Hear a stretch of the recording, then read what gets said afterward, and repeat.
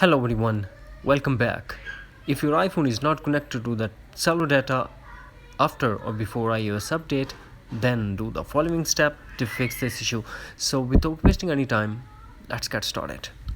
First of all, we are going to launch settings and enable airplane mode.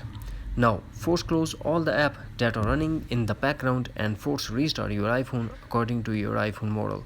After force restart, we have to launch settings again and disable airplane mode. After that, hopefully you will get rid of this issue. If not, then we are going to tap on mobile or cellular data and tap on mobile data option, then voice and data, and select 4G instead of 5G.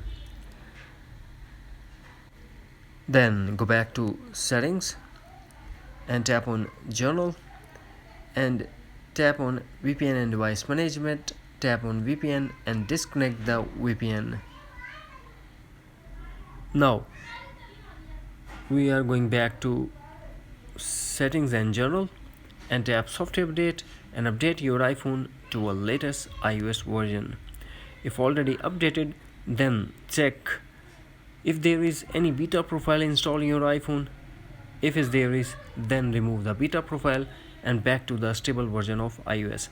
And also we are going to do one more thing in the end: transfer or reset iPhone, tap reset and tap reset all settings. This process will delete all your customized setting to default setting, but no data or media will be deleted. Here we have to put iPhone passcode and tap again reset all settings to confirm. That's it. Hopefully friends, you found this video helpful, so please do like, share and subscribe. Thanks for watching. Take care. Bye bye.